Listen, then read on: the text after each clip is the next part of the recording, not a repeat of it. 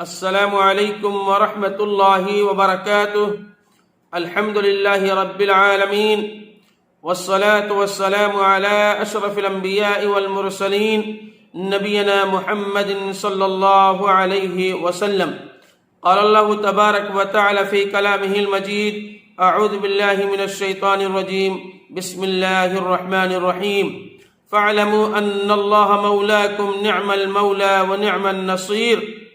محترم سامعین و ناظرین کرام اور اسلامی بھائیوں، آج اس ویڈیو کے اندر انشاءاللہ ہم آپ کو بتلائیں گے مدد صرف اللہ رب العالمین سے مانگنے کی فضیلت کیا ہے۔ یعنی ہم اللہ رب العالمین سے اگر مانگیں کوئی چیز تو اس کی فضیلت کیا ہے، اس کی اہمیت کیا ہے۔ استعانت یعنی مدد طلب کرنا عبادت ہے جو اللہ کے سوا کسی کو جائز نہیں ہے۔ مانگنا ہے اللہ رب العالمین سے مانگیے، چھوٹی چیز ہو، بڑی سی بڑی چیز ہو، ادنا چیز ہو، اعلیٰ چیز ہو، جو بھی چیز مانگنا ہے اللہ رب العالمین سے مانگیں، اللہ کے علاوہ کسی اور سے نہ مانگیں۔ لہذا جو آدمی مشکلات میں، پریشانی کے عالم میں اور مدد طلب کرنا چاہے تو ایک اللہ رب العالمین سے مدد طلب کرے۔ اللہ رب العالمین نے قرآن مجید کے اندر سورۃ الانفال پارہ نمبر 9 اور آیت نمبر 40 کے اندر ذکر کیا: فَاعْلَمُوا أَنَّ اللَّهَ مَوْلَاكُمْ نِعْمَ الْمَوْلَى وَنِعْمَ النَّصِيرُ۔ تو یقین رکھیں کہ اللہ تعالی تمہارا کارساز ہے اور بہت اچھا کارساز ہے اور بہت اچھا مددگار بھی ہے۔ دوسرے مقام پر رسول اللہ صلی اللہ علیہ وسلم کو مخاطب کرتے ہوئے ارشاد فرمایا، اللہ رب العالمین نے قرآن مجید کے اندر سورۃ البقرہ کے اندر آیت نمبر 107 کے اندر ذکر کیا: الم تعلم ان اللہ لہ ملک السماوات والارض وما لکم من دون اللہ من ولی ولا نصیر۔ کیا تم نہیں جانتے ہو کہ آسمانوں اور زمین کی بادشاہت اللہ کے لیے ہے؟ تمہیں علم نہیں ہے اس کے بارے میں؟ اس دھرتی اور آکاش کا بادشاہ کون ہے؟ اللہ کے علاوہ کوئی نہیں ہے، اللہ رب العالمین ہی ہے اس دھرتی آکاش کو پیدا کرنے والا، اس کا بادشاہ ان ساری چیزوں کے اندر، جس کے اندر جتنی بھی چیزیں ہیں اس ساری چیزوں کا بادشاہ اللہ رب العالمین ہے۔ اور اللہ کے سوا تمہارا کوئی ولی نہیں اور نہ کوئی تمہارا مددگار ہے۔ اور اسی طریقے سے حافظ ابن قیم رحمہ اللہ فرماتے ہیں، بندہ کو یہ حکم دیا گیا ہے کہ وہ ہر نماز میں ایاک نعبد و ایاک نستعین کہے، کیونکہ شیطان اس سے شرک کرنے کا حکم دیتا ہے کہ وہ اللہ کے ساتھ غیروں کو شریک ٹھہرائے، غیروں سے مدد مانگے اور اللہ کے بجائے انبیاء اور صالحین اور قبروں میں مدفون لوگوں سے مدد مانگے۔ حالانکہ میرے بھائیوں، قبروں میں جو مدفون ہیں ہماری پکار کو نہیں سن سکتے۔ اللہ رب العالمین نے قرآن مجید کے اندر ارشاد فرمایا: انک لا تسمع الموتى ولا تسمع صم الدعاء اذا ولوا مدبرین۔ بے شک تم مردے کو نہیں سنا سکتے اور نہ تم بہرے کو سنا سکتے ہیں۔ اللہ رب العالمین نے ایک انسان بہرا ہے، کانوں کی سماعت کو اللہ رب العالمین نے چھین لیا ہے، اس کو ہم اور آپ طاقت نہیں رکھتے ہیں کہ سنا دیں۔ اذا ولوا مدبرین، جب وہ پیٹ پھیر کر کے جانے لگے اور اس کو آپ پکاریں عبداللہ عبد الرحمن، وہ آپ کی پکار کو، آپ کی آواز کو نہیں سن سکتا ہے۔ جو اللہ رب العالمین نے پوری صلبیت کو چھین لیا ہے اور وہ دیکھ نہیں سکتا ہے، چل نہیں پھر سکتا ہے، پھر نہیں سکتا ہے، کھا نہیں سکتا ہے، قبروں میں اندر موجود ہے، اپنے اوپر بیٹھی ہوئی مکھی کو نہیں بھگا سکتا ہے، تو ہماری پکار کو کیسے سن سکتا ہے؟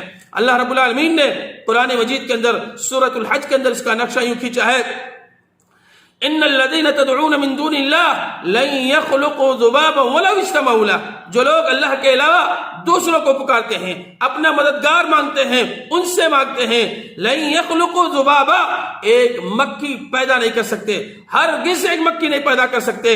اور وَإِن يَسْلُبْهُمُ الذُّبَابُ شَيْئًا، اگر مکھی تھوڑی سی اگر چھین لے آپ سے، آپ کی مٹھائی پر، آپ کے کھانے پہ اگر بیٹھ جائے، اس کی بھی طاقت نہیں ہے تمہارے اندر کہ وہ ولی یا بزرگ جو اس دنیا سے چلے گئے ہیں اس کو واپس لے لیں۔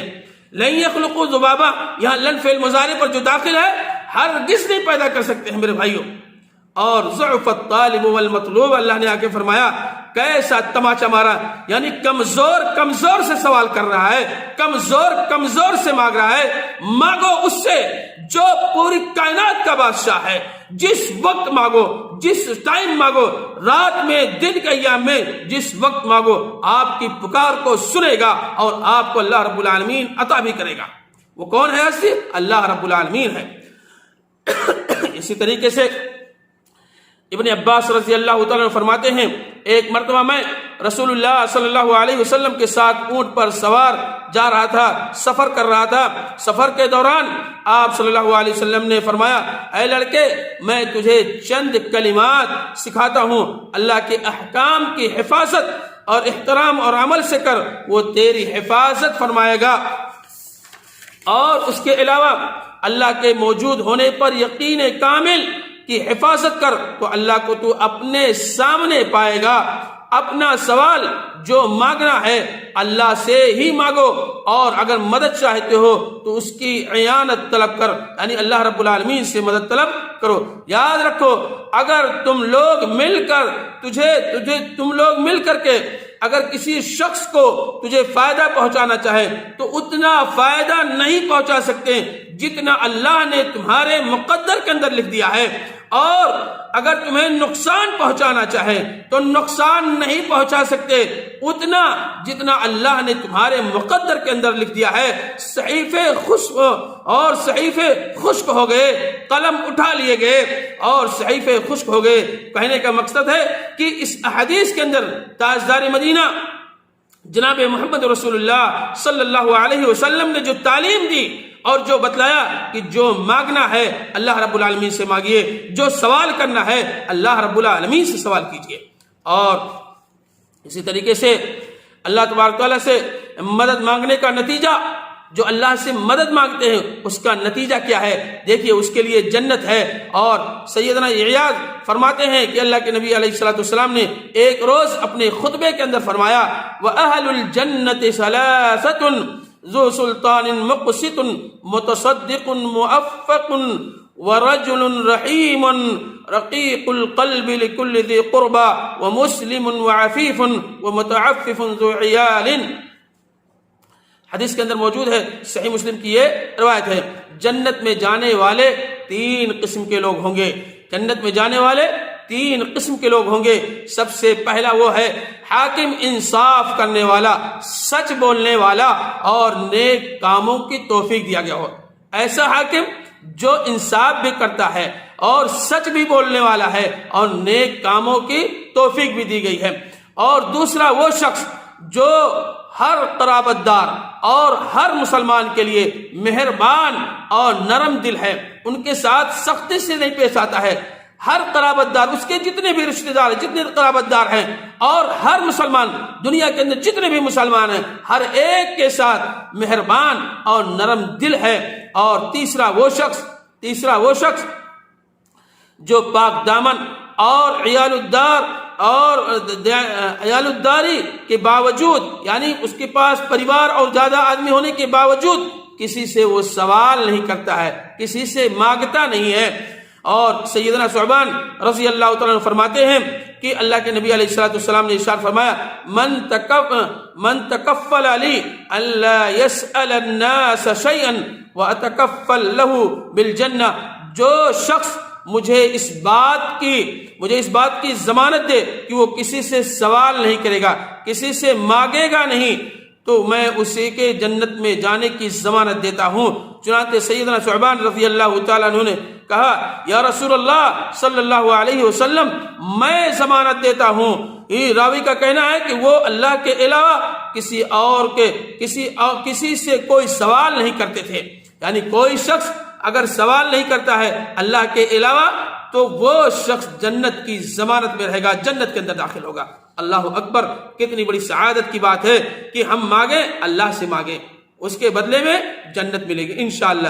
جو لوگ اللہ کے علاوہ دوسروں سے مانگتے ہیں، کسی ولی سے، کسی بزرگ سے، کسی قبر والے سے، تو یہی چیزیں شرک ہو جائے گی اور شرک جہنم کے اندر لے کر کے جائے گا۔ اللہ رب العالمین سے دعا ہے کہ الہ العالمین ہم تمام مسلمان بھائیوں کو توفیق دے کہ جو مانگے اللہ رب العالمین سے مانگے۔ الہ العالمین ماضی کے اندر جو خطائیں ہوئی ہیں تو اسے معاف فرما دے۔ الہ العالمین ہم میں سے جو لوگ بیمار ہیں تو ان کو شفا یاب کر دے۔ الہ العالمین ہم میں سے جو لوگ مقروض ہیں تو ان کے قرض کو تو ادا کرا دے۔ الہ العالمین تو ہمیں 5 وقت کی نماز وقت معینہ پر مسجد کے اندر پڑھنے کی توفیق عطا فرما۔ الہ العالمین ہم میں سے جن کے والدین اس دنیا سے جا چکے ہیں، الہ العالمین تو ان کی قبروں کو تو روشنی سے بھر دے اور انہیں جنت الفردوس کے اندر جگہ عطا فرما۔ الہ العالمین ہم میں سے جن کے والدین زندہ ہیں تو ہمیں توفیق دے، ہمیں ہدایت دے کہ ہم اپنے والدین کی زیادہ سے زیادہ خدمت کر کے اپنے آپ کو جنت کا مستحق بنا لے۔ ربنا تقبل منا انک انت السمیع العلیم۔ السلام علیکم ورحمۃ اللہ وبرکاتہ۔